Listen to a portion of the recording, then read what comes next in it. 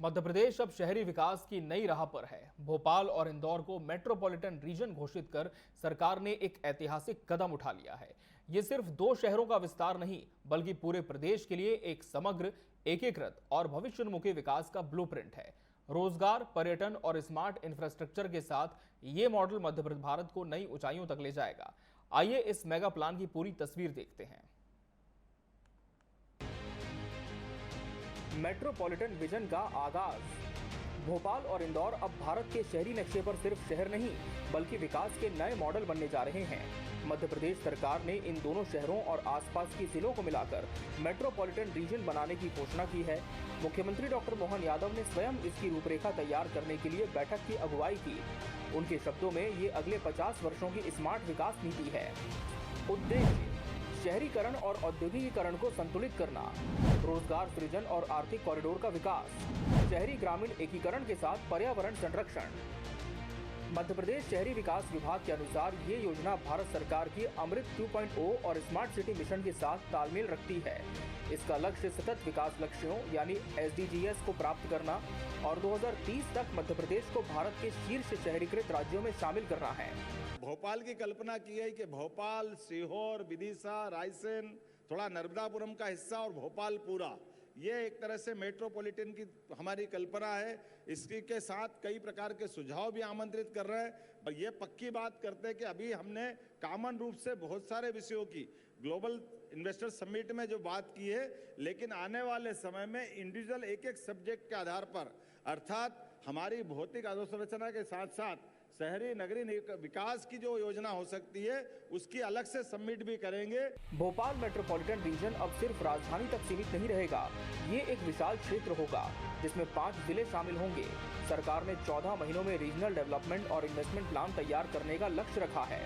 क्षेत्र उबैदुल्लागंज दक्षिण से श्यामपुर और आस्था उत्तर तक। शामिल जिले भोपाल, विदिशा, रायसेन, सीहोर, राजगढ़। जनसंख्या वर्तमान में 35 लाख, भविष्य में 60 लाख के लिए योजना। क्षेत्रफल अनुमानित 7500 वर्ग किलोमीटर। भोपाल रीजन का फोकस आर्थिक और सामाजिक विकास पर है। मुख्यमंत्री के निर्देश हैं, आर्थिक कॉरिडोर विकसित किए जाएंगे। हॉस्पिटैलिटी और सर्विस सेक्टर, होटल, हॉस्पिटल, पर्यटन को बढ़ावा मिलेगा। लॉजिस्टिक्स और व्यापार के लिए नए हब बनेंगे। भोपाल को IT और स्टार्टअप हब के रूप में विकसित करने की योजना। सांची और भीमबेटका जैसे यूनेस्को विश्व धरोहर स्थलों को पर्यटन सर्किट में शामिल किया जाएगा। स्मार्ट मोबिलिटी, भोपाल मेट्रो के विस्तार और इलेक्ट्रिक बस नेटवर्क की योजना।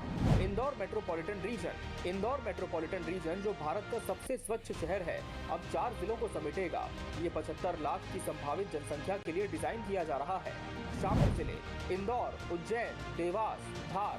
क्षेत्रफल अनुमानित 6800 वर्ग किलोमीटर। फोकस क्षेत्र कृषि योग्य भूमि का संरक्षण, प्राकृतिक सुंदरता और वन प्रबंधन। पर्यटन विकास, उज्जैन के धार्मिक स्थल, मांडू का किला।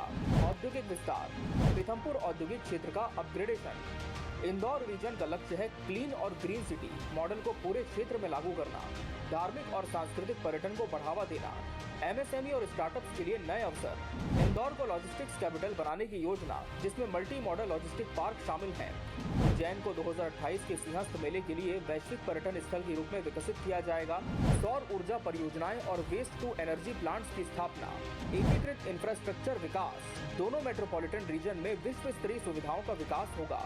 सीवेज और वाटर सप्लाई, स्मार्ट सेंटर आधारित वाटर मैनेजमेंट, यातायात और connectivity, high speed road corridor, metro विस्तार और EV charging station.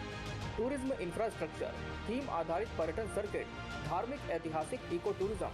Industrial planning, विशेष आर्थिक क्षेत्र, SEZ और green industrial park. Digital infrastructure, दोनों रीजन में 5G कनेक्टिविटी और स्मार्ट सिटी कमांड सेंटर।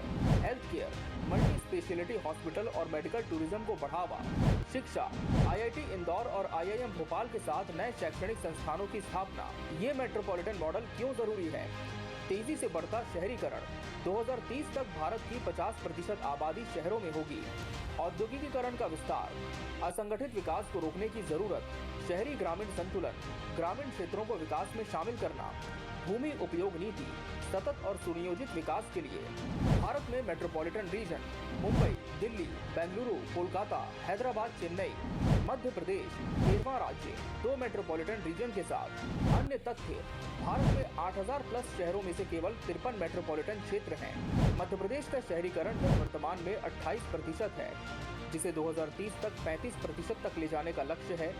ये योजना प्रधानमंत्री आवास योजना और स्वच्छ भारत मिशन के साथ एकीकृत होगी। भोपाल इंदौर मेट्रोपॉलिटन रीजन का प्रभाव क्या होगा?